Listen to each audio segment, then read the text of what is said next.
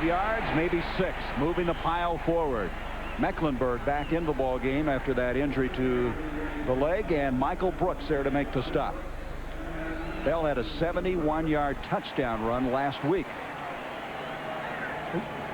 And Marcus Allen now comes into the ball game. He's been slowed by an injury just above the Achilles tendon, but they wanted to use him more on goal line and 10 yards in, but he's come in now. You know, this is a guy I think has been underappreciated by the Raiders for a couple of years. Now, he has been injured, but this guy blocks, he catches, and he can run. 3rd and 15 for Los Angeles. Timmy Brown in motion. Schrader sprinting away from trouble. Gets a block from Mosbar. Kroll gives chase, and he has to get rid of it. That was Kroll again with that speed in the open field that made Schrader change what he wanted to do. Now, Mike Kroll has closing speed like a defensive corner. I mean, in general, when he gets close like that, he makes the plays. You know, he can recover. He's got tremendous speed off the corner, but surprisingly, Gary, he's a good inside rusher, not just an off-the-corner guy. Last year, he missed 3 games. He had the chicken pox. That was the best break the opponent had all year long. Coming up next week will be in Sun Devil Stadium, the Eagles against the Cardinals. Gossett now. Let's see if he can do what he does so well, directionally punt this ball. Yeah, he's got a great center, great coverage, and a great directional punt. Big rush was put on. Arthur Marshall over there lets it go out, and that's what he does so well. Let's see where they stop coming up the field. They're still walking out to the 15, 16, about the 17-yard line is where they're going to mark it. Last week he had 2 that went out on the 2-yard line. Yes, and Gossett is complaining to the referee because he felt that ball knocked down out the 10-yard line, and that's why he drives it low. You can see him off the right side. Now watch the snap, well placed.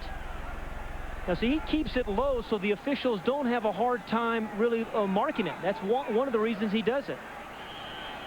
You know, officials always seem confused on that play where the ball goes out.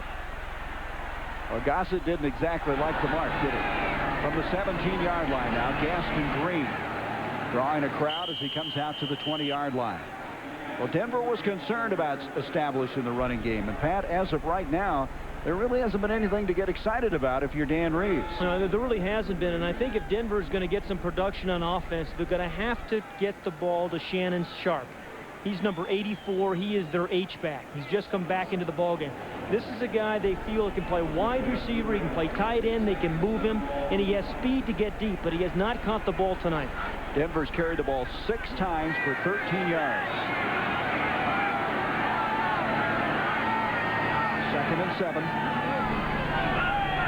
Sharp, the guy Pat was talking about, in motion to Gaston Green, trying to get the corner, and doesn't quite get it done because 99 Winston Moss caught him around the shoe tops and was able to stop him there. Well, you know, it was interesting. Howie Long said about Winston Moss last night. Winston Moss is the best linebacker I've ever seen. So this guy can make plays from sideline to sideline. Stay with us at halftime for the Fruit of the Loom halftime report. Bob Neal, Kenny the Snake Stabler, and Kevin Kiley will analyze the first half of action. Ernie Johnson has all the scores and highlights from today's NFL opening day. On 3rd down tonight, Denver's 0 for 4, and this is a 3rd and 5.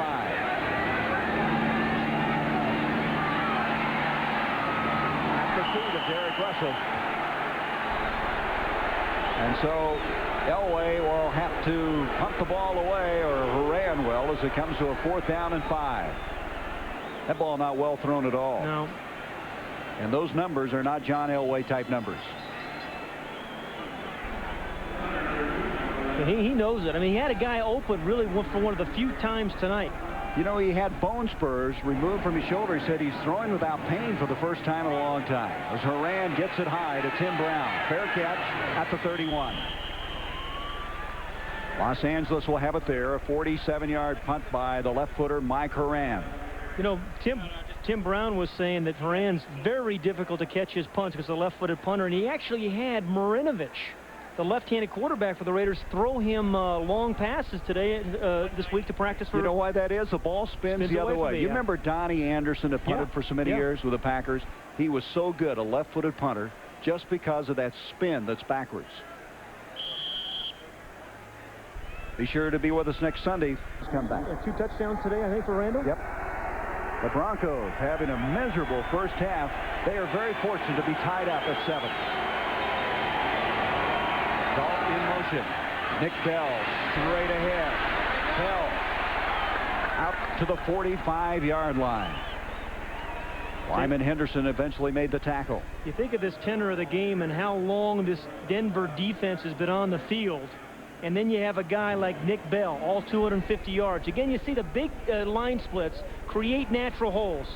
Smith, the line fullback, makes a nice block, although he held, got away with it. And then you bring 250-pound Nick Bell. But this defense of Denver has got to be tired. From the 45 after that gain of 14 yards. Smith and Bell in the backfield. This is Smith, and Smith gets back to the line of scrimmage, and that's all. Ron Holmes, who came in late, overweight, and also trying to recover from arthroscopic surgery, lost his starting job to Kenny Walker, but he made the tackle there. Holmes has had some big games for this Denver team. Well, he's known more as a pass rusher, and you need those guys in the NFL, but I think what Denver needs right now are some guys who can stuff the run. Wade Phillips, everyone in the defensive side of the Broncos talks about what a great relationship he has with his players.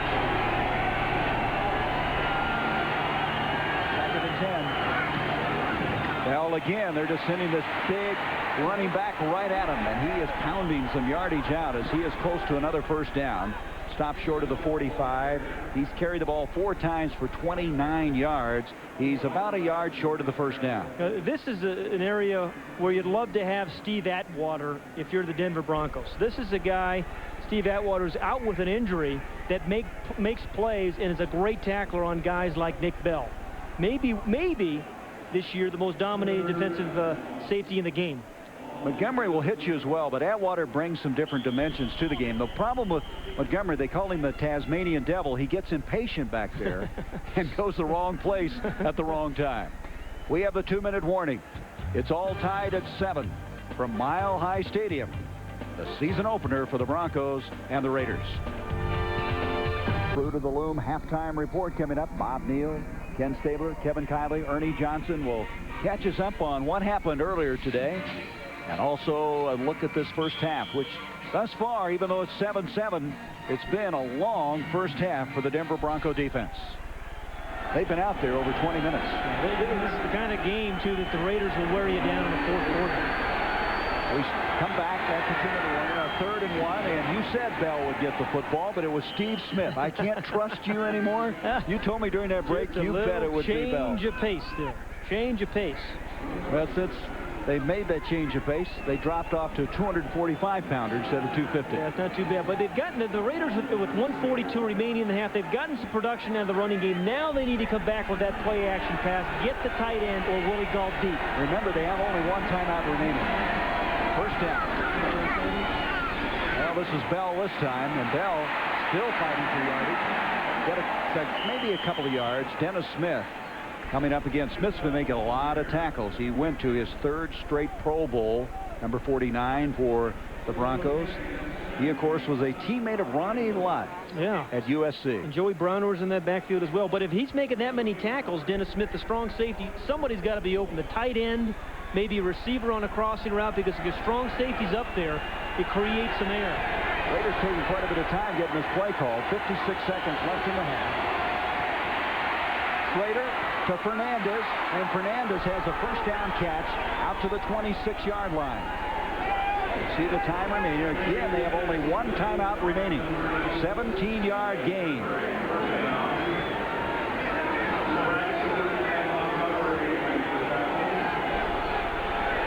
Slater set with 31 seconds. You see the time on the screen. Fernandez again, and that'll stop the clock with 24 seconds. Well, if you're a Denver Bronco fan, this is where Mike Kroll has to make a play. He's their pass rusher. Mike Kroll or maybe Simon Fletcher, the 2 outside linebackers who can really come. Kroll last year in his rookie season with 10 sacks, and this guy we talked can come off the corner. He can come inside. He's a great stunter, but you have to make a play now. Jager definitely within his field goal range. Last year he kicked a career-long 53-yarder. 2nd and 10. One running back, 3 wideouts. They have Bell split to the top of the field. And they're going to Bell. Check that, Ethan Horton. Ethan Horton. Now, he thought he was interfered with, obviously. But see, that's just the thing, too. Remember we talked about Dennis Smith making so many plays up the line of scrimmage, and then they come right back to the tight end and try to get him down the middle, but Dennis Smith makes a play. 19 seconds. People really bending over, grabbing their knees right now. No, that was not pass interference. Ball's got to be, I don't know whether he thought he grabbed him by the helmet or what it was. Maybe he thought that, but the ball has to be catchable to be interference. It was too far over his head. This time they come out with 2 receivers put to the near side. 3rd and 10. A give to Bell. Bell getting them a little closer for this field goal try, and he'll be stopped at the 22-yard line. That's Alton Montgomery making the stop. And with 11 seconds left, the Raiders will use their final timeout. You know, at home you get booed for calls like that. You make that in a situation like this. But with a game like this, as close as this game has been the last 5 times that Art Shell has played it, it's the right call. Your defense has played phenomenally thus far, exceedingly well. You don't want to take the sack. You don't want to throw the interception. Kick the field goal, take the 3. Well, and Jager's one of the best. He is a Pro Bowl kicker. Last year he kicked 29 field goals, which is a Raider record. He's only 1 point shy, point-wise, of George Blanda's record of 117 points in a season. When you think about the Raiders special teams, between Jager, Gossett, the best directional punter in the NFL, Dan Turk, their long snapper, Tim Brown, a punt returner, when they have a chance to win a couple of games on special teams. Well, they had 8 guys in the Pro Bowl last year, and both of the Jets, Gossett and Jager. This is going to be a 41-yard attempt for the lead with 11 seconds left in this first half. Now, I've seen Carl Mecklenburg block a lot of kicks in his career.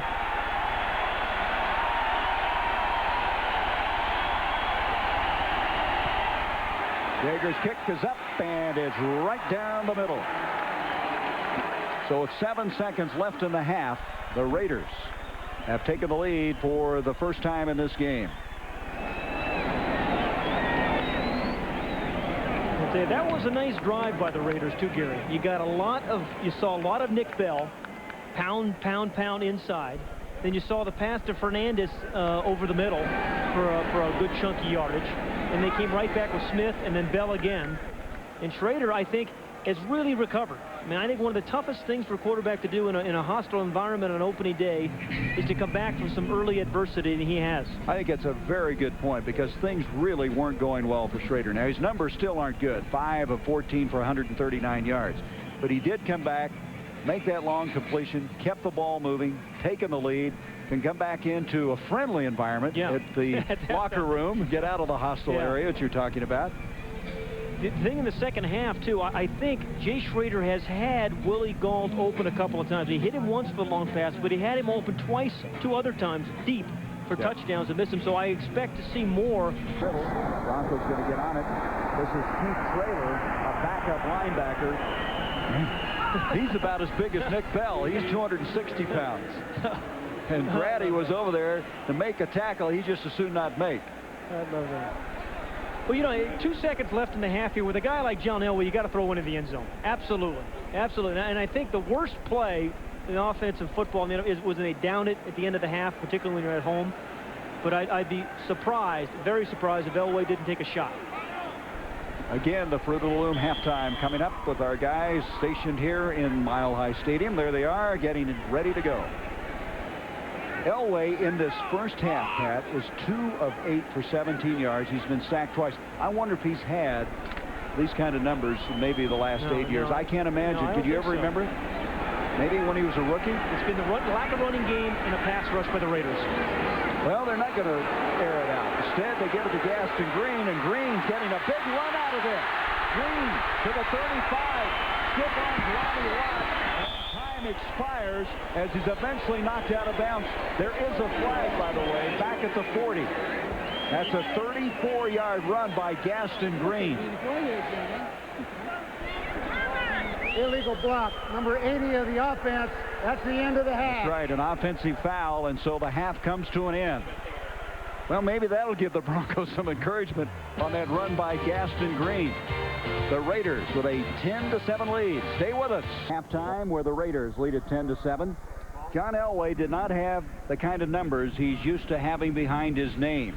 On the other hand, Jay Schrader got off on very shaky footing in this football game, but he had a big completion of 54 yards. He did suffer the interception early, but the biggest difference, Pat, is Schrader's getting better balance. He's getting support from his running game. That's exactly the difference that Jay Schrader's getting. 111 yards rushing for the Raiders, only 14 for the Broncos. And if John Elway's going to have any chance in this second half, they're going to have to find a way to run the ball better. I saw Al Davis at halftime. He says, don't let those numbers of Elway fool you. We've had him here before, and he comes back to beat us. Jaeger kicking off. It'll be Marshall again. Marshall has a little seam, a flag on the play as he comes across the 25. And the Georgia Bulldog brings it out to the 36, but there is a flag back at the 12-yard line. Marshall was hurt his junior year, broke a shin bone, has that rod still in his leg, so he was not drafted. But it's going to come back. That's too bad, because when your offense is not doing it for you, your special teams have to make a play, give them a spark, and Marshall did it. Number 20 on the offense, half the distance to the goal, first down. Number 20 is Greg Lewis in the middle of your screen. It's Elvis Patterson in the back. Wasn't much of a hit. Oh, there it is. Yeah. It's a good call. But Elvis Patterson is going to attract a lot of guys, a lot of blockers, and he's going to get clipped a lot, and he's going to have a lot of penalties called. Denver will start inside their 20-yard line for the third time in their last 4 possessions. Green and Perriman in the backfield. Gaston Green up to the play-action fake. Elway in trouble, getting out of the end zone, and as only he can do, averts a safety and gets it out to the 7. Nice fake to Green and then rolling over. Pressure coming from Andre Bruce, who was back there first. Yeah, you know, that was a wonderful fake by John Elway, but you have to combine it with a running game. And when you have 14 yards in rushing, I don't think your safeties go for it. They aren't fooled. The linebackers aren't necessarily fooled. And as athletic a play as it was, to make that work, you better run the ball first. Plus the field position. How about a screen here? I mean, we haven't seen really any screen passes out of the Broncos, and they're generally a pretty good screen team. There's the rushing yards that Pat was alluding to. 2nd and 10. Away from the goal line. And he's going to be sacked at the 2. Aaron Wallace ran right over Gaston Green. And I mean right over.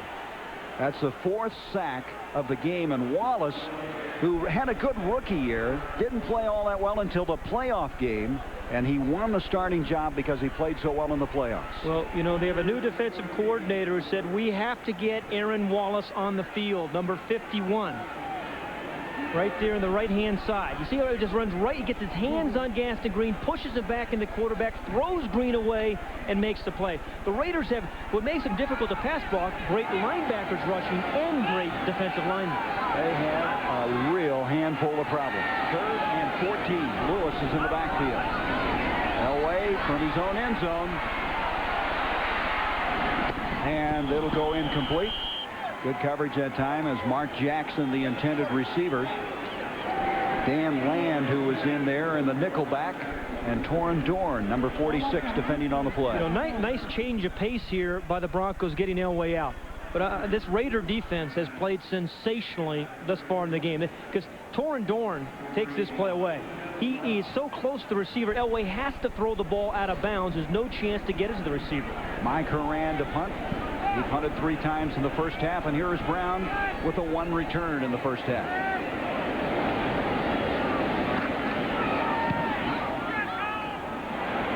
Trying to kick it away from Brown. That's what he wanted to do, and he was successful in doing that. Now, where are they going to mark it? They're running up the field to the 41-yard line. I love that. You don't agree with those spots? Well, you know, I don't know how they figured that thing out, but they always seem confused on that, didn't they? The way they run up and down the sidelines on those. Well, they didn't get a break. They being the Broncos. Ferran looked to me like it went out more like the 48. Instead, they have it at the 41. Now, Jay Schrader knows how well his defense is playing right now. Again, methodical. Run the ball. Give your tailback the ball. Give Nick Bell or Eric Dickerson the ball. Be patient, because your defense is going to keep you in the ball game. Yeah, that'll be Eric Dickerson now. He's in there with Steve Smith. Here comes Eric. Getting the corner to the 35 and lowers his head very close to another first down. Tyrone Braxton over there, as Dickerson showing some good speed to get to the outside. Well, that's the first time we've seen it. Now, that's the 14th carry for Eric Dickerson tonight. Remember, when he gets dangerous, it's about 18 through 26. We also said, hey, he can get to the hole, but can he still outrun people? He did there, but he still is not afraid to put the shoulder down. I think he's been unique when he was hot a few years ago, unique in that he could outrun you, he would put his shoulder down, and he'd run inside for you. He's a glider, a strider, a great cutback runner. Gain of 8, second and 2. Smith going for the first down and moving people backwards. First down inside the 30-yard line. Yeah, you're right about Schrader. Go with those big horses up front. Give the ball to those big guys behind him and pound it away. Let your defense and special teams win the game if they have to. I mean, as well as they're running the ball right now, though, they should have some wide receivers wide open. And I mean wide open. Line of scrimmage just inside the 28 of Denver. 10-7, the Raiders with the lead as we've begun the second half. Smith and Dickerson in the backfield. Dickerson gets inside the 25 to the 24. I'll tell you, the Broncos probably wonder how many running backs can they throw at us. They had Dickerson. Then they came in with Bell. We saw Marcus Allen very briefly. What depth. Take another look, and I think this offensive line, you see that Montoya was out there, or Bruce Wilkerson. I mean, what they're doing is they're getting their hat on the guy in front of them, and then they just keep their guy blocked. You don't see too many Broncos slipping off the Raider offensive line blocks. Second and 6 from the 23. Dickerson and Smith behind Schrader. Number 29 has it. Inside the 20, breaks some tackles there, and has another first down just short of the 15. Braxton has been making a lot of tackles, coming up and making that one as well. You know, at the very beginning of this broadcast, we said that Eric Dickerson, we both felt, was going to have a productive year for the Los Angeles Raiders. And he's going to have a productive year. And you're beginning to see that as he gets into the flow and the feel of the game. He's 32 years old as of Wednesday this week. 62 100-yard games in his career.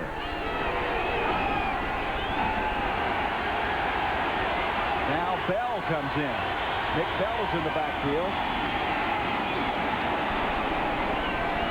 And the line of scrimmage to the 16-yard line as Steve Smith was back there with Bell. Smith carrying the ball. And they're just pounding it right at this orange defense.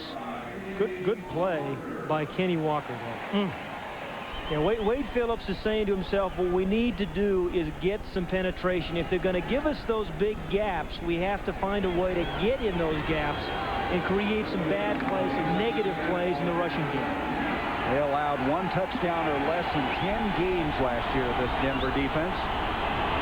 Trailing 10-7 on a second and 10. Smith and Bell in the backfield. Here's Bell again. He'll be stopped at the 15. Did you see the angle that Dennis Smith took on Bell? Dennis Smith, who has been a sensational tackler for the Broncos for a long time, didn't believe that Nick Bell had the kind of speed he has. Watch number 49 come to the screen. He takes an angle right there in the middle, right here. You're going to see him. But he doesn't believe that Nick Bell has that kind of speed that he does, and takes the wrong angle. And that's the kind of unusual back that Nick Bell is. They have to recompute. Marcus Allen now is in the backfield. Third down, 8 yards to go. And we have movement. Ethan Horton, the tight end, fired off before the snap of the ball. And everybody flying everywhere. You remember, the Raiders are up by 3 points. This is going to be a fourth quarter game. It's going to be a 3 or 4. Number 88 on the offense, 5 yards, still third down. A 3 or a 4 or 7-point type of game, Gary. Again, Schrader here cannot take the sack, and you can't throw the interception. at least come out here with 3 points, right? Yeah, absolutely. I mean, you have to figure, as an offensive player, as a quarterback, remember how good your defense is playing. 6 plays on this drive. They've all been on the ground. 3rd and 13.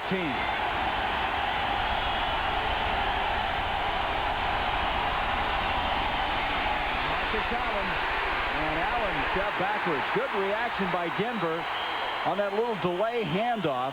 Looked like he had a big hole, and then reacting well was Dennis Smith again. Smith has really been hanging tough. Dennis Smith has really played well for the Denver. As long as this team has been on the field, this is a nice call. Just talking about what we're saying. You're playing conservatively when your defense is playing that well. Good block on Mecklenburg by number 68, Wilkerson.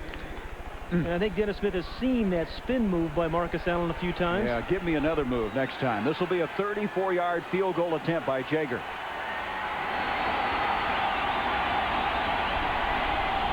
Jaeger hit one from 41 earlier. And the kick is perfect. And so the Raiders build their lead to 13-7. 8:26 to go. Jaeger, the Pro Bowler, 2 of 2. In the field goal department. French Riviera Spa last year. He didn't. She's still into aerobics.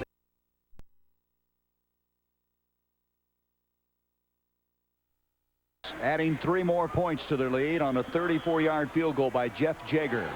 Jaeger kicking off. Marshall and Mohamed Oliver back deep. Oliver, the rookie out of Oregon, 42, will down that one, and they'll bring it out to the 20-yard line. And you wonder, Pat, can the Broncos get something going offensively? We'll be back with more of our coverage here in this opening game of 1992. The Raiders with a 13-7 lead.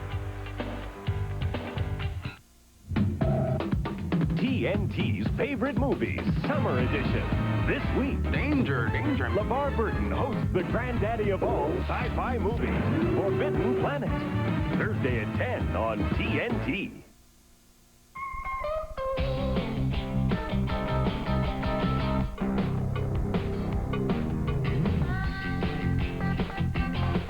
After the Broncos scored first on a 54-yard fumble recovery by Michael Brooks, it's been all Los Angeles since then.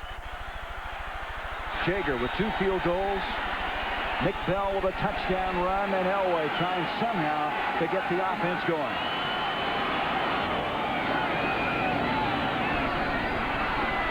Double pumping, and nice catch by Derek Russell. First down. It looked almost like that ball wasn't going to get there before he went out of bounds. A 22-yard completion. And a good adjustment by both John Elway and Russell, the corner route. Elway was going to throw the ball to the flat. Moss, number 99, bit on the fake. And then it was taken back by Elway, and beautiful throw to the outside. Did he have both feet in there? I believe he did. Did he? Okay. What are you, the replay official well, now? I might be. I'm just asking you. You have a great eagle eye. There you go. Get the first passing yards for Denver tonight. 22-yard pickup. Elway to Gaston Green. Might open up that running game, but not this time. Just nobody being knocked down up there. No. They're just gang tackling everything. Ricky Ellison, who has 2 Super Bowl rings with the 49ers, was in the middle of all of that. Yeah, there's a guy, Ricky Ellison, a little bit like Matt Millen was for the Raiders and for the Redskins and all those teams. The run stopper. Here's a guy that you could put on a high school field on Friday night with no lights and would still love to play. If his girlfriend was watching. Yeah, I mean, you know, the guy just loves the game. Loved the game as a 49er. He is Todd Marinovich's buddy. They hang out a lot together. 2nd down and 8. Elway's got the time, and he makes a connection with Clarence Kay, the tight end. That'll be a first down to the 42-yard line of Los Angeles. Ronnie Lott caught up with him. Kay has been coming back from arthroscopic surgery on his knee, and they desperately need him because we understand Shannon Sharp has been re-injured in this game. Well, you know, you think about over the last number of years for the Denver Broncos, and at that time, John Elway had good protection. And when you get protection, you can make completions like that. But Clarence Kay has made some big catches, not many, but critical catching for the Broncos over the years. As the coach has said, he's there in crunch time. First down now. They mark it at the 43. Turn Green and all kinds of movement. Everybody got a hanky in the air that time. Looked to me like Kenny Lanier fired off. You don't expect that from this veteran. But really, Gary, the difference in the two completions. False start, number 76 on the offense. 5 yards, still first down. The difference in the two completions we've seen by John Elway, as you can see Lanier on the jump, whoopsie daisy, have been that he has protection. Yep. He had protection on the corner route when he threw it to Russell, and the pass to Clarence Kay, he had protection. It does make a difference, doesn't it?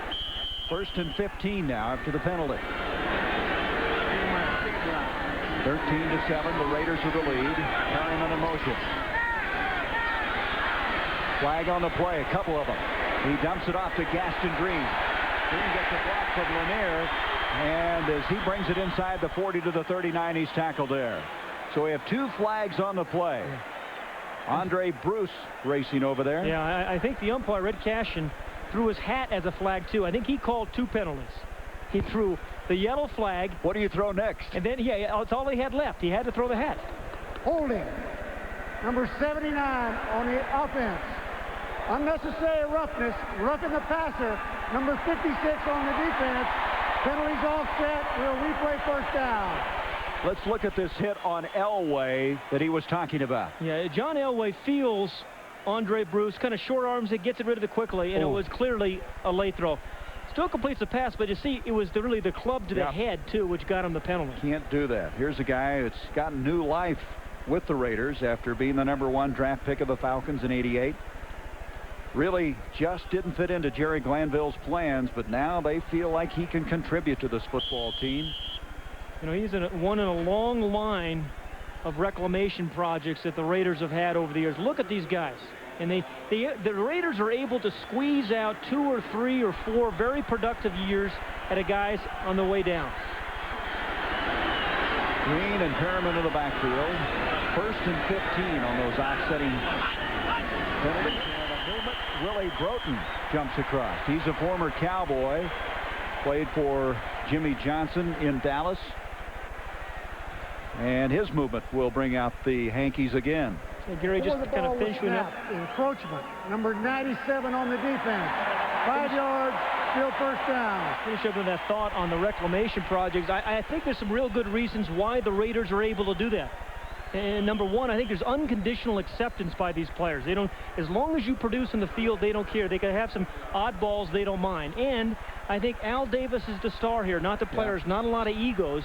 And guys know it's their last stop. What do they say? They treat you like men. Let you be yourself as long as it's in the framework of the team. Here's an end around to Jackson, and it ended up being up the middle, and Jackson cut down at the 41. That end around didn't go around. You know, but you can see this play develop, but this is what you have to do when you're struggling on offense. Try to create a big play through some unusual things. You know, reverses, you know, halfback passes, those kinds of things. But the Raiders have been solid on defense, on the run, on the pass, on trick plays, virtually in everything. And so as an end result, the Broncos only points coming by their defense. 2nd down and 8. Elway's going to take off, and he is bumped. The ball comes loose at the 36. He's hit from behind. That was again Smith, Anthony Smith, who's in the middle of that, and the Raiders have recovered it. Yeah.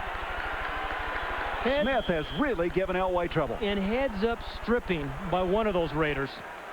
I tell you, you see more and more and more of this in the NFL. It's not enough just to get to the quarterback. You create fumbles, interceptions by pressure, but Anthony Smith creates the fumble there. That's 3 sacks for Anthony Smith tonight. 2nd turnover for Denver. Staying in your lanes. The Raiders have really done a good job of that. Yeah, even though some lanes are actually opening up for the scrambles, they're not staying open very long. The Raiders on defense, with their speed and their line and their linebackers, are closing those things. It's like defensive backs closing on passes. They are really closing. As soon as Elway takes off, these guys are collapsing those lanes, and he doesn't really have a lot of room to run. I tell you, Anthony Smith has just really been a thorn in his side all night long. With the sacks, getting the ball jarred loose. You'll remember number 94. I have seen enough of this Raider team tonight, and you think they don't have tonight Greg Townsend, who just signed, Chester McLaughlin, the #1 draft pick on defense, is hurt. Scott Davis is still holding out. This is a very strong defensive front seven for the Raiders. The silver and black. Blitz is coming by Dennis Smith. They pick it up, and Dickerson then drops at the line of scrimmage. They picked up that blitz, and why not? They have such veteran people up front in the middle. Wisniewski and Mosbar and Montoya. They adjust so well. Well, again, I think some of it is the tendencies of the Raiders. I formation, they're going to run the ball to the tailback virtually every time. You see Wisniewski just picked up Smith, rode him out of there. Wisniewski, starter since his rookie year for the Raiders. Yeah, to have 1,000-yard runners, you need 1,000-yard blockers, and the Raiders have those guys up front. 2nd down, 11. Dickerson and Gaynor in the backfield. Schrader being pressured by Cragen, and Greg Cragen drops him back to the 25-yard line.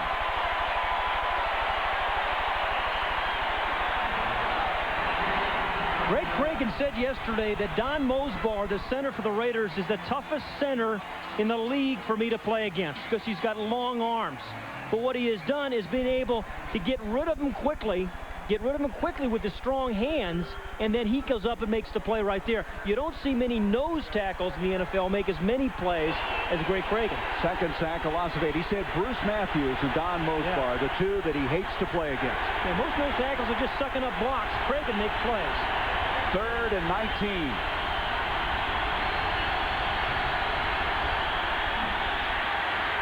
Rolling out. Up the middle, incomplete around the intended receiver at the 45. Thrown behind him. Well, sometimes Jay has the accuracy of your local weatherman. but I'll tell you, when he gets back in rhythm, when he gets the running game going, and he gets Galt downfield, this can be a dangerous offensive team. You okay? You shouldn't pick on those weathermen. It's a tough job. I want to tell you, every weatherman I see is always wrong, particularly on the weekend. You know, when you want to play golf and such, they're always wrong. Well, maybe this is the beginning as they jump 10 people up there as Gossett punts it away. Maybe this is the beginning for the Broncos. The defense firing them up. Here is Marshall. Marshall across the 40 to the 44-yard line. 46-yard punt, 13-yard return. Denver is trailing 13-7. They'll have good field position, just short of their own 45-yard line. Tim Hilton, the offensive line coach, talking it over with his troops after that sack a moment ago of Schrader. Cragen able to get through there. Here is tonight's Silver Bullet scoreboard. The Colts without Jeff George winning today. The Bears and Waddle, who's done so many big things for them. 1 second left. The Bills. Is it three-peat for them? And Dennis Green, who won all the preseason games, winning his first regular season game. And we have a blitz coming. Lott running up. They call it off. A handoff to Gaston Green. Green for about 4 to the 49-yard line. And Eddie Anderson, who fills so well, makes the stop. And we have another skirmish breaking out on the far side of the field. And this one is a little heated.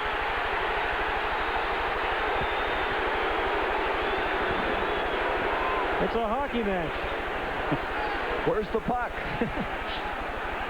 See, Ronnie Lott can do a lot of different things for your team. You mentioned him coming up, calling off the blitz. I mean, you can see him come up here. He sees by formation. He wants to make the audible. He gets Aaron Wallace in the right position, and then goes over and helps to make the play. That run, by the way, by Gaston Green of 6 yards is Denver's longest of the night as you look at the skirmish then after the play. 2nd down and 4. Elway stepping up in the pocket. Being chased by Winston Moss. He's got the first down and a late shove. That will be 15 yards. Oh, is that brutal? He went clear under the Raiders bench. That's just uncalled for. If you want to get the fans in the game, that's one way to do it. You hit John Elway out of bounds. I don't think it was as vicious as that, but he did have his momentum going right underneath the bench. And once again, though, duress by Howie Long, Nolan Harrison, and number 99 is the one who hits him late. Well, that little shove came about 4 yards out of bounds. Well, there's no doubt it was a penalty. And believe me, that's going to get this crowd in this game. That could turn the game around. A play like that, Pat, very easily could turn a football game around. Yeah, a 6-point lead against John Elway is nothing. Unnecessary roughness. Number 99 on the defense. 15 yards. First down. And Red said that with some emphasis. He enjoyed that. And I think that's the kind of play that gets a competitor like John Elway going too. Good point. You know, sometimes you can't play some sports with a clenched fist, but you can certainly get that old adrenaline going. And he is right now in control, it looks like. Got this football team moving. The line of scrimmage now the 30.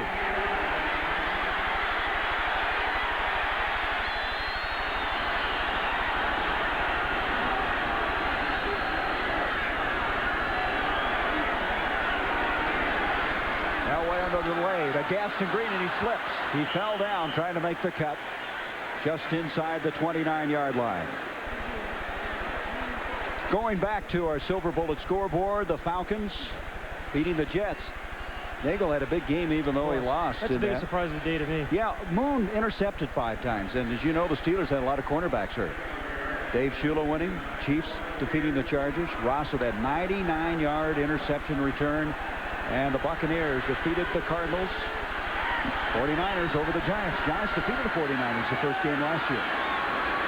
2nd and 9. Backside, he's hit, but he got it off to Kay. Clarence Kay with a big collision. Stays on his feet. He's to the 20-yard line. What a collision.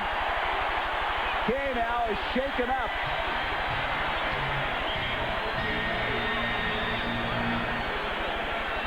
There were a couple collisions, Gary, quite honestly, and John Elway took one again from the backside. It was Bruce who caught him from behind. Yeah. Andre Bruce. I don't know how he kept his poise, got the ball to Kay. He did. Kay is still down. We'll be back to reconstruct this in just a moment. One right here, it's the offensive or tackle, Russell Freeman, and Andre Bruce, who's going to sack or hit John Elway from the backside. A good fake, a little head and shoulder fake by Bruce. Elway gets drilled, and then watch Ronnie Lott. Boom. Ouch. Headache for both of them. But Clarence Kay knows his team is down by 6 points. It keeps turning and spinning. And here's Ronnie Lott. This guy has done this for 12 years. Well, Kay was down for a while, but he got up and walked off on his own power. First down at the 20. Perriman in motion. This is Greg Lewis. You can hear the popping clear up here. Howie Long was there to make the stop. Well, you know, Clarence Kay is out. They've got Chuck Johnson, a tackle, playing tight end now. Well, they're down. They've got Shannon Sharp hurt. Reggie Johnson can't play, and Clarence Kay. Watch Ronnie Lott. Again, he has such anticipation. Some say maybe he guesses too much these days, but he does so much film study, and he knows tendencies, and he anticipates and makes plays like that. There's a lot of collisions taking place right now, as you might expect. It's going to be 4th down, so it'll be a 38-yard field goal attempt coming up. Treadwell will attempt his first. Earlier, Galuiso attempted one from 54 yards. It was blocked. Just like we said at the beginning of the game, we felt this was going to be a fourth-quarter game. With 1 second remaining in the third quarter, it will be.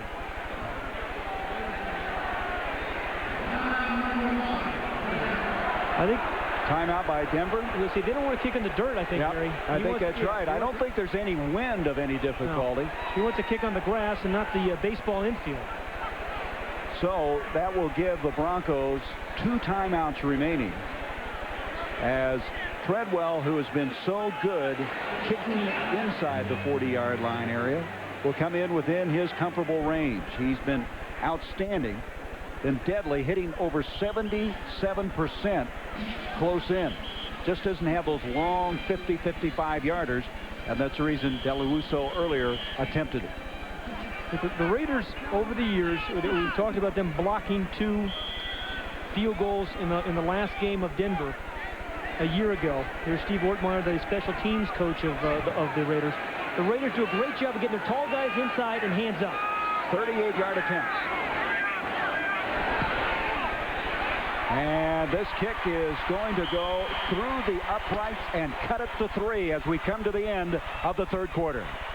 So Treadwell makes it a 13-10 football game. We have that fourth quarter that Pat was talking about coming up. Very big, huge opening day game between these two AFC West rivals. Cut it to 3 as we start this fourth quarter, and this crowd has come alive. It's been an uphill struggle for Elway and Dan Reeves, but they're still very much in it, and it's so typical of how this series has been going. It's going to come down the fourth quarter to a turnover, to a special teams play, just as we said at the very beginning of the broadcast. Galuiso will kick off.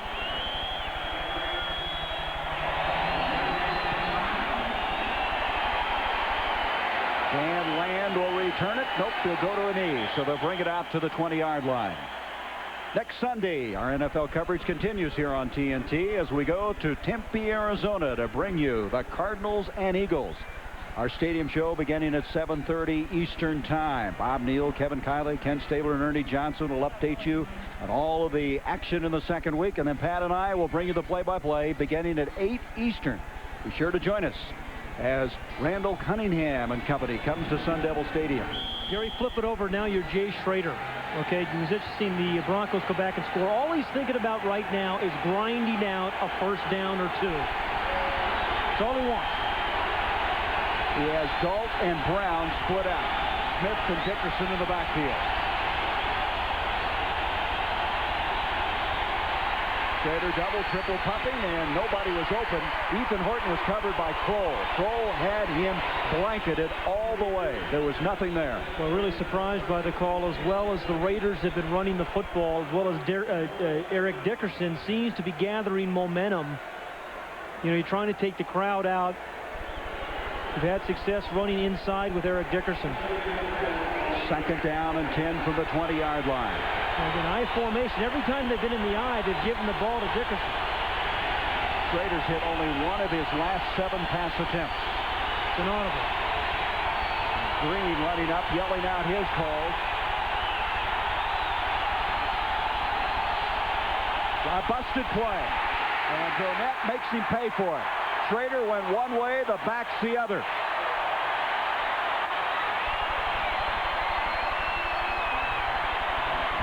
Lost back to the 16.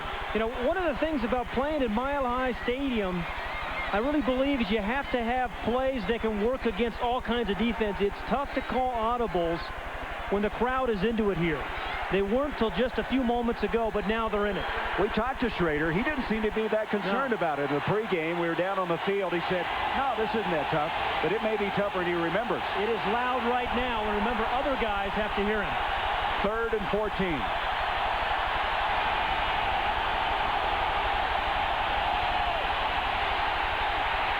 Schrader going up top to Galt, and it's intercepted. Picked off by Lyman Henderson. What a play by Henderson. He really went airborne to get up, and that is the 4th turnover for the Raiders tonight. Wow. You talk about a perfectly timed jump by Henderson. The problem was, though, and the reason the ball was intercepted, a rush by Jay Schrader, prevented him from following through, Gary. He couldn't get the ball deep to Willie Galt that he wanted. It was the rush that caused the interception. Well, they didn't have an interception in the preseason, but they get one here. Now the line of scrimmage, the 44. Gaston Green in the backfield along with Perryman.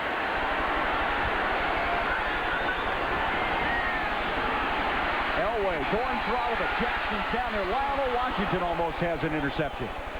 That ball not thrown all that well. Jackson had him beat. Now Washington is down. He hit the dirt portion of the field and getting up shaky. He's just upset with himself. But, you know, defensive backs aren't used to making adjustments like that and then making the catch. Receivers are. Good coverage and a good adjustment by Lionel Washington. But they aren't used to making those kind of plays. Boy, he did hit hard, though, didn't he? Yeah. The Raider corners, quite honestly, don't make a lot of interceptions because of that bump and run. They have their back to the quarterback a lot. Second and 10. Green in the backfield. 14:04 left in the game. The Raiders by 3. Elway over the middle. Jackson can't handle it. Thrown a little behind him, and then on the deflection could not hang on. And now 5 of 14 is Elway for 60 yards. He hasn't really been that sharp at times. He's thrown the ball not like you expect to see number 7 throw it. But this is his down. 3rd and 10. We talked about him missing his 3rd down receivers, but as he said to us, 3rd and 8+ yards. As I like to move around, make it like that game we all grew up with when we were 6th or 7th grade, and then make something happen. The Sandlot game? Yeah. 0 for 7. You can see on that graphic on 3rd down conversion. Pressure coming. Elway eludes it. A flag as he throws up the field, and the catch is made by Marshall. Marshall grounded at the 15, but what's this flag all about? It's holding, so they'll bring it back. 29-yard ad-lib effort by John Elway will come back. Well, what distinguishes John Elway on his scramble is his strength. Guys can't throw the ball. Number 67 of the offense. 10 yards, still 3rd down. Throw the ball with the velocity. Doug Wydell was guilty. It's right. It's the right guard right there that was the guilty party, as you're going to watch this. But what makes, I think, Elway unique, say, from Randall Cunningham, Randall Cunningham is going to take this ball and run and make a big play. But Elway on the scramble is always looking to throw the ball. And one of his receivers always goes deep, and one works back to the ball. And the one that worked back was Marshall. But they come back after the penalty to the 46 of Denver. 3rd and 20 now.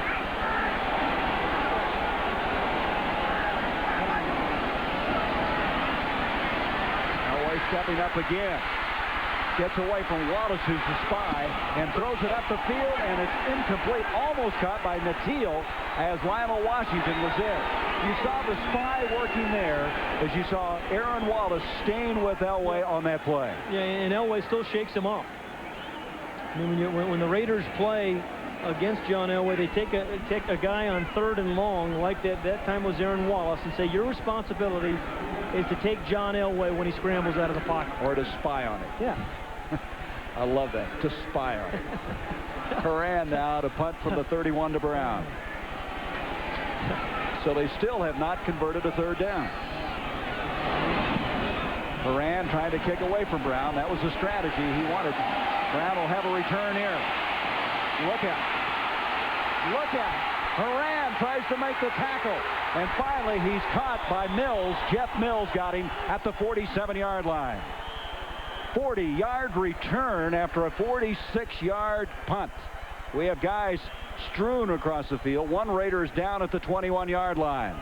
I tell you, this is a sensational play by Tim Brown, but it was set up by a block by Dave Waymer on the left part of the screen there.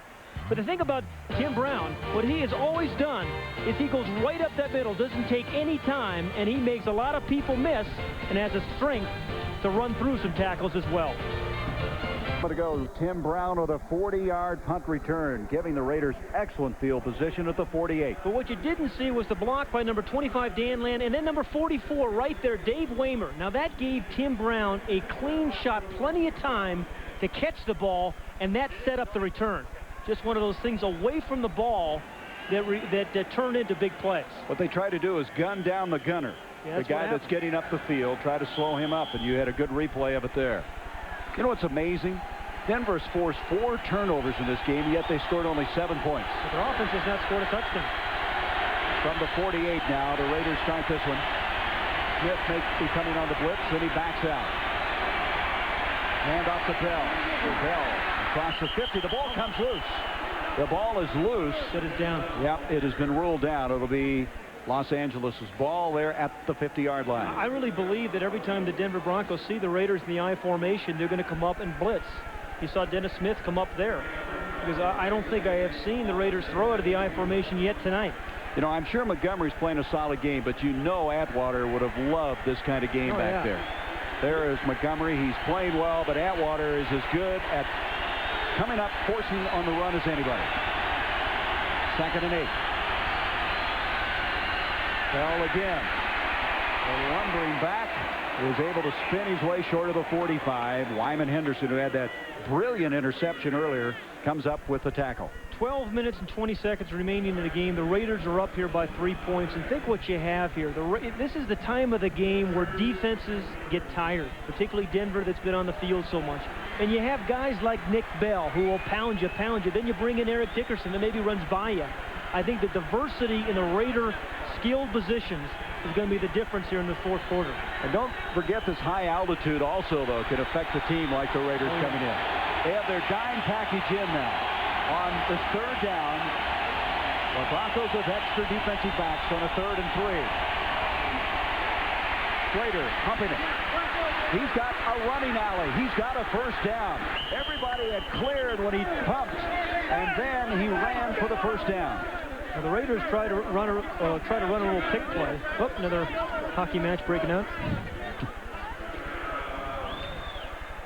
They're trying to get the ball to Tim Brown, who is their key guy on 3rd and 3 to 5. It was a pick play, a little hold there on, I think it was Cragen. It wasn't called. And Schrader, for a big guy, has got some pretty good speed as well. Reminds me of you when you were scrambling, same number. The big part. No, wait a minute, you were number 11. I'm sorry. How could I forget? The big part of the scrambling part. Schrader's changed his number this year. 13 a year ago, wanted a fresh start.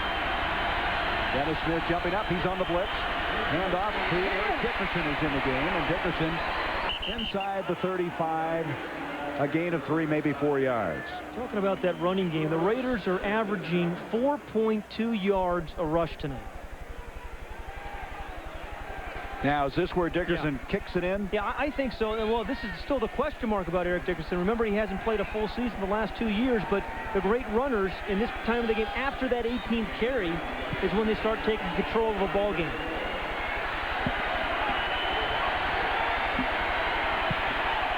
From the 35, 2nd and 7. The blitz is coming again, and Dickerson runs right into it. Gary, it's the I formation. Every time they see that Dennis Smith, the strong safety's blitzing. They stuffed that one all the way. So they get Eric back there at 7 yards, and they've done nothing but hand him the ball. And every time they do that, Dennis Smith, the strong safety, blitzes. Well, they've established a tendency. So do you do something a little different, a little wrinkle? Maybe a play-action pass off that formation. Dennis Smith is up there in the I formation. You can throw the ball over his head, I promise you. 3rd down and 12 yards to go.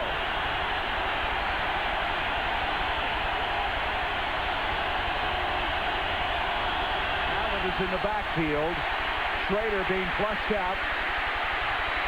And almost intercepted. Good play that time. It was Lilo Wang and also Michael Brooks. Double coverage that time over the middle, and that'll bring up a 4th down. And again, good downfield coverage. One of the few times that the Denver Broncos have put a lot of pressure in the second half on Jay Schrader. Was put on by Simon Fletcher that time. Lang's had a strong game. He had an interception earlier tonight. And here's where Jeff Gossett can win football games for you, by putting the ball out inside the 10-yard line. One of the officials is standing over in the pylon expecting it in the left-hand corner. Let's see if he goes there. Nope, he's going to go to the other side. Nope. And he got too much on that one. No. He should have hit a 7-iron instead of a... the 5. 39-yard punt. Brings it out to the 20. As the Broncos will have it at the 20-yard line. Be sure to stay with us now at the conclusion of tonight's game. Pat and I will pick tonight's McDonald's player of the game. With 9:37 left, Elway, who's done so well coming from behind, got to do it again here.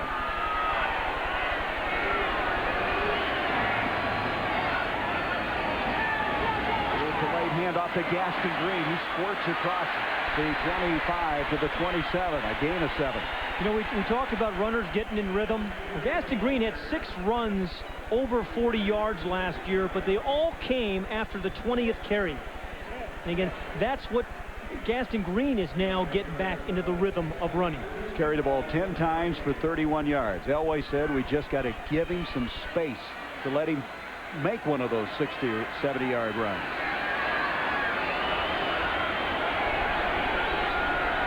down a long 2. Play action by Elway. Going for everything to Jackson and almost intercepted. That is great coverage. McDaniel was the guy there to make the cover on Mark Jackson. Man, that is great coverage. Here's the play action fake again by John Elway, and he's very good at it. And you see Ronnie Lott, number 42, and didn't really go for it, did he?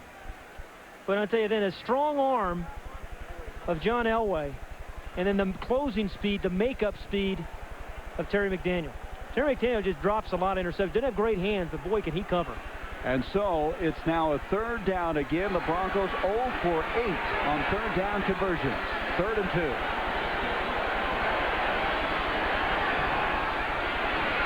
And Elway will get his first down and then some. Running with the ball is Reggie Rivers. And the second-year man out of Southwest Texas State goes 24 yards on a fine catch and then run after the reception. Well, Reggie Rivers is supposed to be Steve Sewell tonight. And it was a little kind of crossing route here. Look at Howie Long just pushing his man Wydell right back into the quarterback. But this is the guy who was filling in for Steve Sewell, the 3rd down back for Denver, and that's the first time they've been able to really get him the ball because the protection was reasonably good that time for Elway. He had a brilliant game against Miami and Berlin, and that was what really elevated him in the minds of the coaches. That's the longest game by the Broncos. 24 yards. Gaston Green, a touchback. Elway. And it's intended for Ricky Nattiel, and again, they're not going to make the connection. A little toss-back, flea flicker, if you will, and they're pulling out all the stops right now. Yeah, but look who was back there covering. Ronnie Lott and Terry McDaniel. 2 guys that have just not been fooled tonight. We just saw the play action fake a little bit earlier where Lott kind of went forward, then got back. See, Ronnie Lott comes up. Nope, then he's going to get back. See how 42 recovered? Yep. I mean, that's a pretty good play by Ronnie Lott. Winston Moss got up in Elway's face on that play, too. Elway's only 1 of 6 passing, 1 of his last 6 completions. I should say attempts. Here's a handoff to Green again, and Green almost to the 45-yard line. Willie Broughton is there to make the tackle for the Raiders.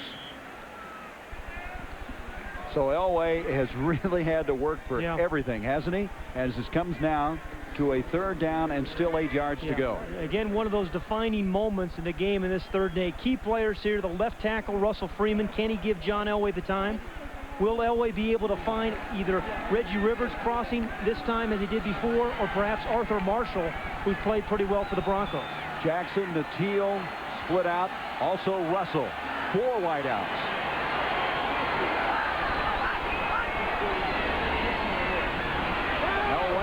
On target, the catch is made, and again, they have a first down at the 30-yard line. Arthur Marshall, the rookie free agent, with a 15-yard completion, and you can see why he beat out 2 draft picks to earn a spot on this team. This is certainly Arthur Marshall's biggest play as a pro in his rookie season. You're down by 3 points, and you have to thread the needle, which Elway did there against pretty good coverage, and he came back to the ball, caught the ball with his hands, and held on to it for the first. So surprise of the camp has delivered, as you mentioned. First down now at the 30-yard line. Perriman in motion. End around to Jackson. Jackson. Pursuit is there. And Howie Long is there. Also Eddie Anderson. Anderson was there first. And then Howie Long, showing his quickness, followed up and cleaned up the play. Yeah, you know, that's the thing about Howie Long. I mean, you talk about guys who don't quit and don't stop. Let's take a look at here. Here is Eddie Anderson right there. He's the guy that ultimately is going to make the play. But Howie Long, there's no quit in him as well. Number 75. Pretty good job by Aaron Wallace. Yeah, the safeties of the Raiders are good tacklers. Really Anderson's like a linebacker the way he comes up there. Second down, a loss of the yard. 2nd and 11. Gaston Green makes the first man miss, but not Ronnie Lott. Ronnie Lott, who led the NFL in interceptions last year with 8. He still just kind of blows people up, doesn't he, when he hits them? But I'll tell you who gave him a chance. It was number 56, Andre Bruce. Andre Bruce set Ronnie Lott up. And when your defense is playing well, some guys are going to make tackles and other guys are going to set them up. And Andre Bruce did it there. Watch number 56, bottom of the screen. He's the guy who takes out two guys. And that allowed Ronnie Lott and Winston Moss to make the play. So they've lost yardage on their first 2 plays. It's 3rd and 14 now for Denver. They need to get just to about the 20 for a first down. Elway. And it's going to be intercepted. It's picked off by Eddie Anderson, the man we were talking about a while ago. And Anderson is going to return this one to the 25 and sits down at the 30-yard line. That play just didn't look good. The ball was thrown as an end result. Anderson, who wanted us to say hello to his mother, who's celebrating her birthday today, gave her a pretty nice birthday present. Birthday present for Mom.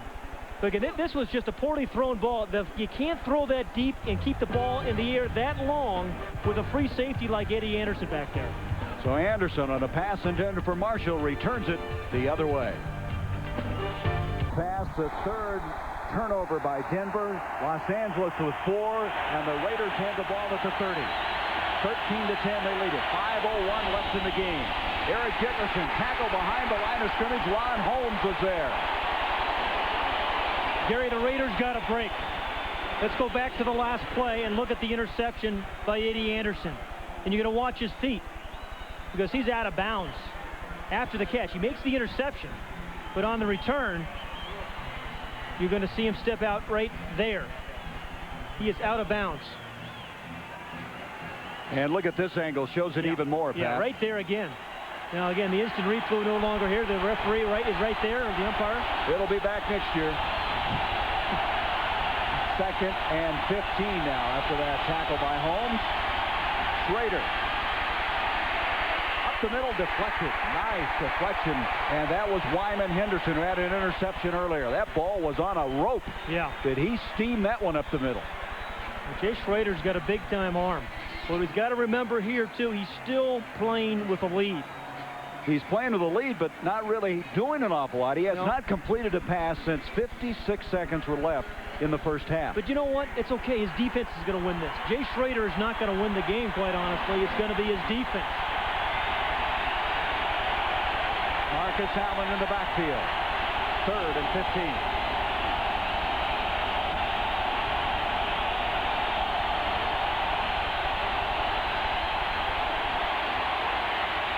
Schrader, he got the completion, made the Tim Brown, and Brown out to the 48-yard line. That's a big, big play. A 23-yard gain.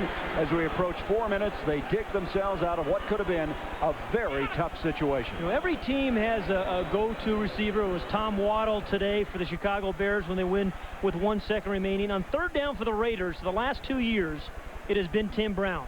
It has been somewhat of a tendency, but nonetheless, he can make plays like this. You give him a chance. You like those kind of tendencies, don't you? Yeah. He wants to play every down, but he's so valuable to this team coming in, don't you think? Well, I mean, I think he's good enough still to be an every down player. I mean, if you're not getting production out of some people, he should be perhaps an every down player. A first down at the 48. Dickerson, that cutback ability of his, backs across the 50 to the 48. You know, Schrader has not completed very many passes, but when he has, they've been of the long variety. His pass completions have averaged 27 yards.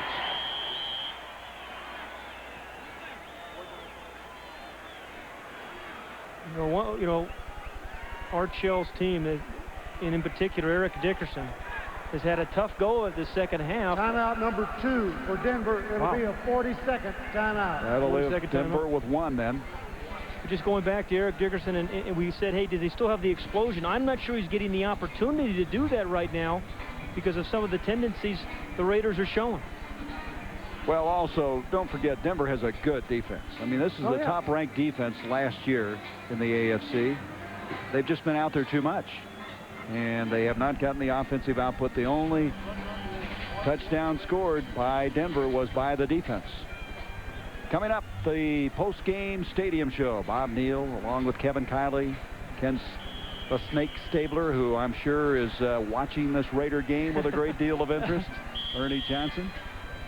You know, there's an old Water boy. There he is. Run, they call him. 20 years he's been the water boy for the Raiders. The oldest in the league, 62 years old, hired by John Madden. Run, huh? Yeah, that's the guy. Here's Dickerson again. Dickerson running into a lot of congestion at the 48-yard line as we now have about 3 minutes left, and we have another stoppage of the clock. And Denver's using their final timeout. Well, I don't understand the use of these timeouts just yet, quite honestly. This is awfully early to be using your timeouts. 3 minutes. Am I reading the clock? Yep, 3:02. 3:02 remaining, and now Denver is out of timeouts. Well, we're going to have, coming up, a 3rd down and 5. They hope to get it after this play. Okay, now, 3rd and 5, the Raiders will feature Brown. But Denver knows that. They will double cover Tim Brown. Something we might keep in mind, in the playoffs against Houston here last year, Elway took him the length of the field. No timeouts remaining then. Remember that? 2 minutes and 7 seconds left. Maybe they want to repeat that. Think they can pull it off again. I wouldn't bet against Elway. Well, you know, this is the guy who's had more comebacks than Richard Nixon, John Elway. You remember him, don't you? I'm not going to laugh at those anymore. I know. I apologize. 3rd down and 5.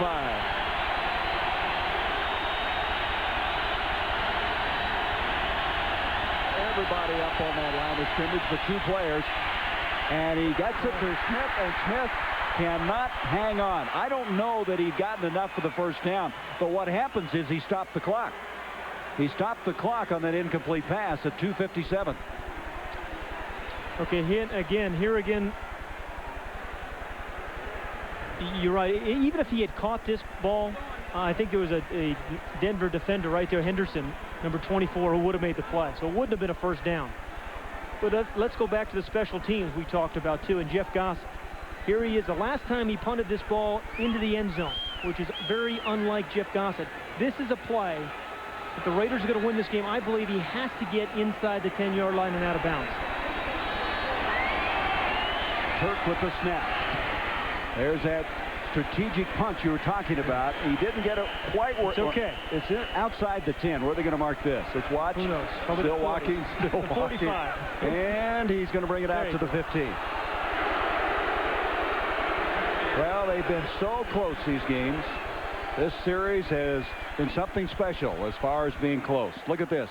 Total margin, 15 points in the last 5 years. Well,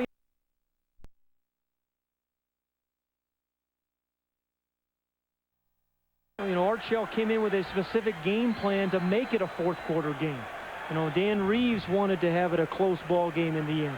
So the play selection has been like that. And when your defenses play as well as these 2 teams do, you're going to have close 4th quarter games. Well, 19 times in his career, this guy has rallied the team in 4th quarter comebacks to win it. Can he do it again? 2:51 left, no timeouts left, starting from the 20. Well, that's a start. Mark Jackson with a catch. 1st down to the 30. You can make a compelling argument that John Elway is the most dangerous 2-minute quarterback in football. You'll have an argument with some people because of his ability to run and throw the ball with velocity on the run. He's the most dangerous. Throw snap. Comes out again. Marshall with the catch. Just about a yard short of the 1st down. He was trying to get out of bounds. He could not. The clock continues to run. 9-yard gain on the play. 2nd down coming up. They'll have the 2-minute warning, of course, so we'll stop the clock. And he's going to sneak this one. Elway gets the 1st down, and that will take him to the 2-minute warning. And they're going to line up, but they won't get another snap. 2 minutes to go. Can Elway pull off another miracle? He's done it so often, I think the fans here believe he can.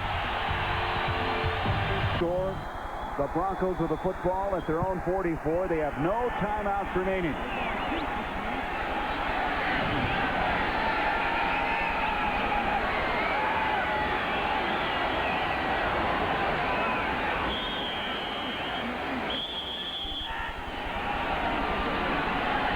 Elway with 4 wideouts. Pressure coming from Howie Long. They take him off of him. He throws up the field to Marco. He can't get it. almost at the 15-yard line. Coverage that time by Torrin Dorn, third-year man out of North Carolina that got there. You know, between Elway, with a flick of his wrist, this ball goes 50. He feels like he's getting sacked about 10 times. And this is a nickelback, Torrin Dorn, who makes the play there. We've seen it from Lionel Washington, we've seen it from Terry McDaniel, and we've seen it from Torrin Dorn. And then we had a pick off by Anderson. Yeah. Stop the clock, 1:53, second down, 10.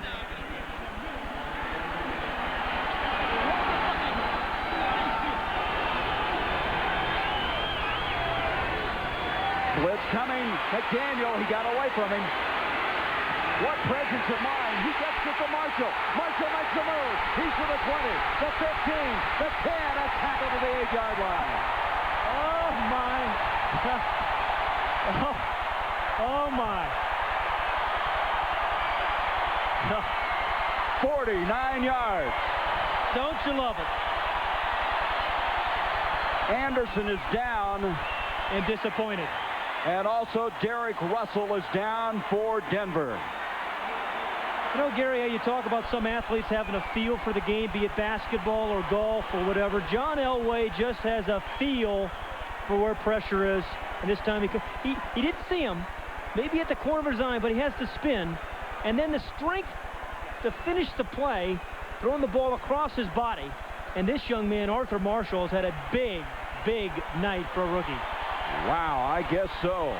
3 catches, 72 yards. Marshall made a nice adjustment. He was covered by a linebacker early. And again, everybody of the Denver Bronco teams on a scramble have designated routes. Some guys come back, one guy goes deep, and that time Marshall was running the intermediate route. With Vance Johnson and Michael Young and Steve Sewell out of the lineup, it had to be a guy like Marshall that would step up. And he has tonight. First and goal at the 8. 1:38 left. Remember now, no timeouts left. Now the Raiders have 3. So ideally, you'd love to take a couple of plays and then score. But you got to be thinking touchdown.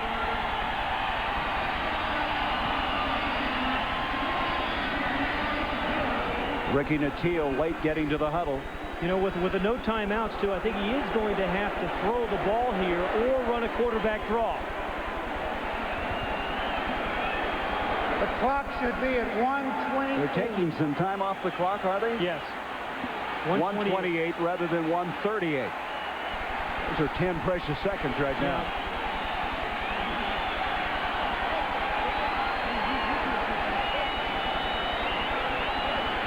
John Elway has run an awful lot of quarterback draws down here inside the 10-yard line for touchdown. First and goal at the 8-yard line. Green and Perriman in the backfield. Jackson in motion. Play action by Elway. End zone. Almost intercepted by McDaniel. And now a flag. 2 of them.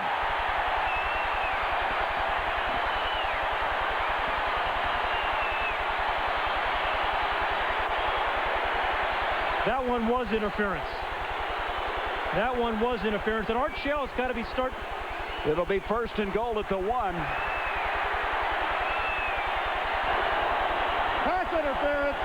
Number 36 on the defense. The ball will be placed on the 1-yard line. I think McDaniel, number 36, gets fooled because Elway generally drills the ball. Because this ball was kind of lofted, it got there much slower than an ordinary Elway pass. And I think that caused the pass interference. First and goal at the 1. Lewis and Perriman in the backfield.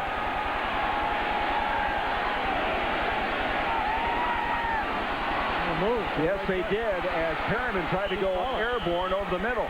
It looked like the man in the slot moved. Or on the right side there. I thought somebody on the right side. Was it the right side as well? Let's look at it. Right side of the offensive line moved early.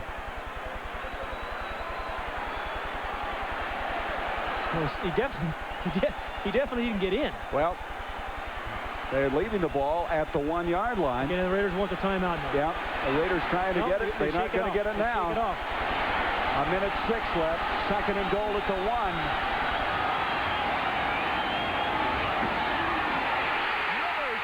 Touchdown, Denver.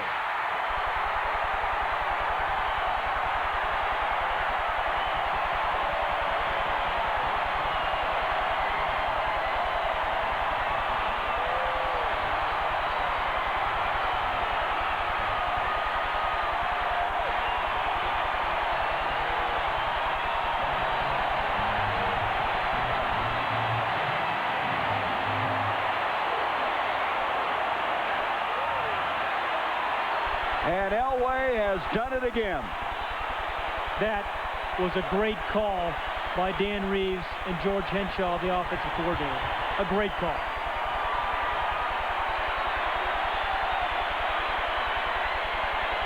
(16-13). They need this one to take the lead and not let a field goal tie them up, and they do. 7 plays, 85 yards. And Gary, this was a great call because in goal line defense, everybody reacts to the first fake. They fake inside, they come back on the reverse to Reggie Rivers, and goal line defense is about being aggressive, and they caught the Raiders in a very aggressive defense, and he walks in.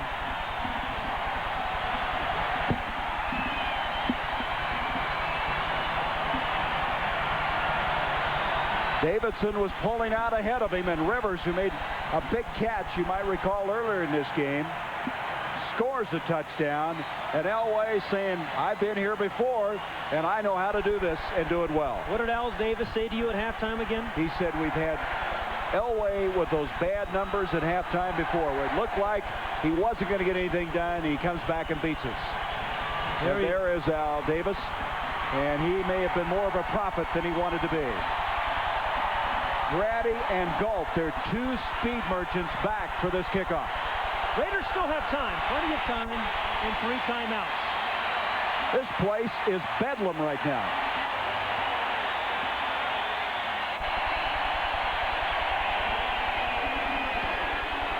Aliuso, beautiful kickoff. You can't kick it any better than that. Just no chance for a return. That'll bring it out to the 20-yard line.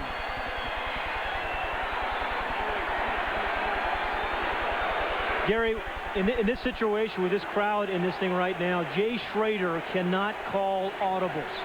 So you have to have a play call that will work against any defense you're going to get from Denver. 55 seconds, 3 timeouts left. He's 80 yards away.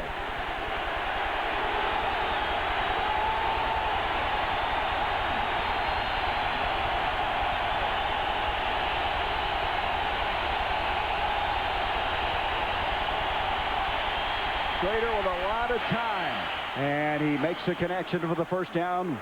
Willie Galt rolls up at the 39. 19-yard gain. Clock running 42 seconds. Not going to be a field goal of any importance, which that extra point a moment ago made so big. They need to score a touchdown. 32 seconds left. Dennis Smith. Smith over there reacting so well. He has had a fantastic football game. What Elway is to their offense, Dennis Smith tonight certainly has been to their defense. He has stuffed the run. He has read the tendencies on I formation of it up to the line of scrimmage, and has been deep when he's had to be, and saved the game like that. Galt, the intended receiver, stops the clock with 27 seconds. This is where the Raiders have to get the ball to a Grady or a Brown or a Galt on the move on a crossing route. 2nd down and 10. Schrader intended for Ethan Horton. Check that. Fernandez, who went high, could not come down with it. Good coverage by Denver. But Gary, see, a hook route is not going to do it. You have 21 seconds. A hook route, you're going to catch it and you're going to get tackled. You have to be running away from the defender to score here. And that's what the Raiders need. They need to get the ball to a receiver on the move and let him run away from the defense. Schrader this half, 2 of 9. The Broncos trying to break a 5-game losing streak to the Raiders.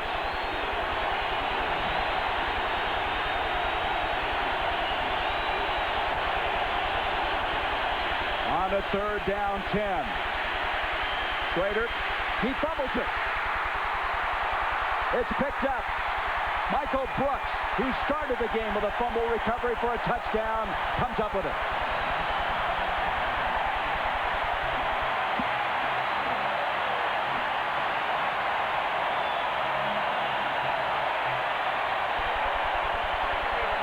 The difference between these two teams is the Denver Broncos have a quarterback that can carry a team when they need it and win. Jay Schrader, who played well at times and threw a couple of good deep balls, was not able to do it in the clutch as Elway did. Can Todd Marinovich? But they're going to be asking that question, I'm sure, this week. And so with 10 seconds left, the Broncos will end this 5-game losing streak. And as we said at the top of this broadcast, so huge a game like this, winning on opening day. The last 4 years, 23 of the 24 division champs won on opening day. The only team that didn't was Detroit. And the Broncos have won it 17-13.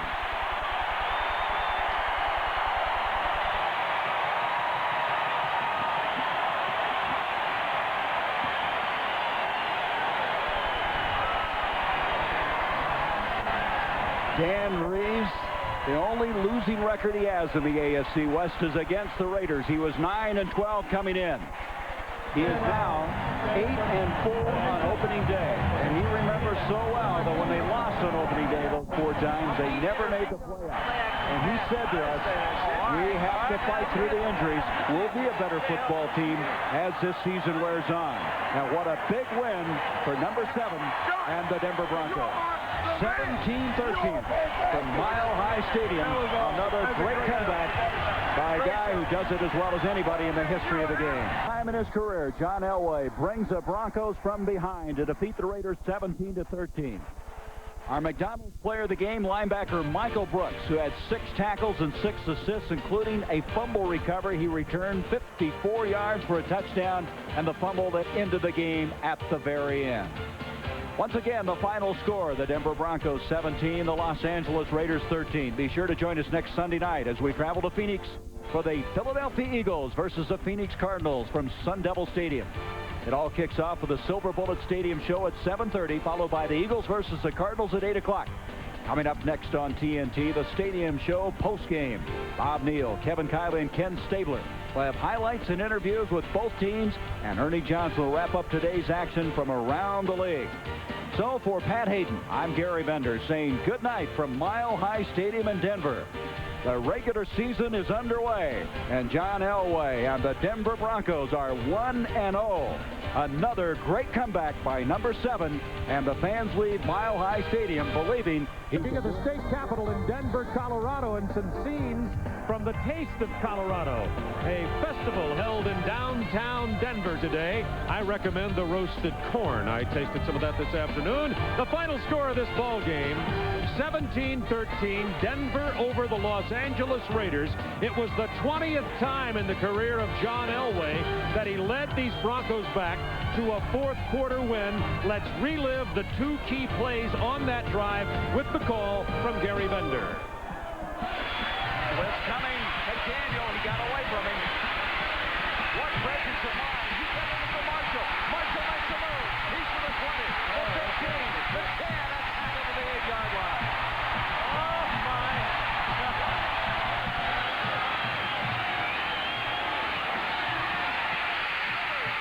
Touchdown, Denver.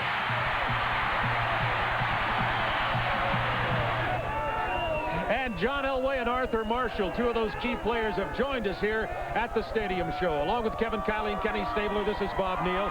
John Elway and Arthur Marshall here. Hold your microphones up close because the crowd's yelling very loudly here, John. The 20th time in your career that you've led this team back to a 4th quarter touchdown to win a game. Is there any way to verbalize the secret of your ability to do that? You have here a rookie that you use today. You didn't have the offensive weapons you would like to have had in this game. Well, I think today we didn't play very good offensively. I didn't have a very good day, and they had great pressure on me all day. But I guess the bottom line is it's perseverance, and you're never out of it until the last second ticks off the clock, and we just hung in there, and Arthur made a great catch and did a great job running with the ball after he caught it. So the rook broke in real well. I think he'll fit in real well. What happens in your mind on that drive? What's the key? 20 times in your career. It's an amazing statistic. Well, I don't know. I think that if anything, you just realize it's your last chance, and we got a break. I knew that in the front that they were in, they like to bring the outside guys, and I checked both sides, and we got one side picked up, not the other, and so I hung in there long enough, was able to get outside McDaniel, and Arthur did a great job of getting open, and like I said, running with it after he caught it. Let's get the rookie from the University of Georgia. Just last year, I was broadcasting games with this young man in Southeastern Conference. 2 years ago, on a touchdown catch, you broke your leg at Georgia and thought you might not play again. Arthur, first, your feelings on this catch tonight. What kind of play was it, and what was in your mind as you ran down to the 8-yard line? Well, we had a 16 choice on. We're trying to hit the fullback from delay or hit the post or hit one of the guys going down the sidelines. But I saw John scrambling. I said, all I have to do is just get open. I saw they went too deep. Lott and Anderson were kind of wide, and I said, if I could just get him between the seam right here, I know John would hit me. And right here, as I made the catch, I broke through and I spun right there, and I lost a little momentum, and I didn't see Washington coming from the outside. I saw Derek make a great block, and at the last second, I saw Washington, and he got me right down about the 5-yard line. A good block that the referee didn't see. I'm glad after looking at it now. John, let me ask you something. You got the ball back. No more timeouts. Take us through the thinking process that you go through in that situation. Well, I think it's just mainly just what you do. Only everything's so speeded up, and I want to just make sure and get the coverage and go through my reads once I got the coverage. And they tried to mix things up, and I knew that they were going to mix things up, bring the guys off the outside, and I was able to avoid the rush and get it to those guys. So, you know, it's that situation. You don't have time to think. You're just doing everything you can, and it's all reaction. It's like playing in the street. Nice job. I'm watching up here, John, and I knew when you got to the 1-yard line, you were in trouble because you hadn't run the ball very much. The reverse to Reggie Rivers, was that a play that you would put in specifically for a position on the field and a time in the game as it happened? Well, we had it in on the goal line, and it's a play that we've run before, and it's been pretty successful for us. And I think that we were having a tough time, like you said, all day inside, and they really stuffed us, especially on the first one. And fortunately, they took the bait on the second one and filled up inside, and we were able to get Reggie around the corner. Arthur Marshall, I think people ought to know that in your junior year, you did break your leg. Could you put your leg up here and show people what you play with? I don't know if we can get a shot of this, but the front of his calf is about 3 inches. He's got calcification on the bone. You still have a rod in there, do you not? Yes, I do. My bone, it calcified a lot, and my doctors at the University of Georgia said that I was able to play. I was 100%, but I went to the combine. A lot of doctors shied away from me, said I was high risk, and you know, I'm here at Denver now. I'm just happy to be here. And you're a free agent. Excuse me, go ahead, Bob. Okay, I was going to say one final question for John here before we go to Ernie Johnson with highlights. And John, that is the pressure of a lot of people thinking that this is a year that Denver can go to the Super Bowl. Yet you don't have a lot of the offensive weapons I'm sure you'd like to have. Your feeling on that after this first game? Well, I think that we struggle on offense throughout the preseason. We're a little bit unsettled in the offensive line, and we've got some key guys hurt, and hopefully we'll get those people back as time goes on, but we've really got to work on improving offensively because defensively I think we're a Super Bowl caliber team, but offensively we've got a long way to go, and I think we showed that tonight. As long as we just hang in there and keep fighting, the defense is going to keep us in every game, and so as we get better, then our chances will improve. John Elway, Arthur Marshall, congratulations on your win tonight. Thank you. Thanks for joining us here at the Stadium Show. And now Ernie Johnson is in our studios in Atlanta. We have a lot of Bears back. We're off to a fast start with the quarterbacks. Mr. Quarterback here, talk about these 2-minute drives. Well, I think the thing you have to like about watching Jim Harbaugh and John Elway do that is they don't make the mistake. They'll pull the ball down, they'll run with it, get out of bounds, conserve their time. If a guy's covered, you saw Harbaugh throw the ball away, and they play smart in those situations. Well, I think the thing that impressed me so much about Harbaugh in this game was the fact that he led them back. The comeback victory, 17-13 over the Raiders today. Welcome back to the Stadium Show. We have a lot highlighting this game with the Raiders defense, and particularly the play of number 94, the #1 draft choice back in 1990 from Arizona. Weather and a beautiful football game here to open our TNT season. And speaking of beautiful, a man who played very well. I don't know, beautiful doesn't fit for NFL, really. Not the violence that happens out there on the field, Anthony Smith. 3 sacks. They all cause fumbles. You got to Elway, yet he gets that final fourth quarter drive. What you're thinking when you're out there, you've played such defense so well all day, and now you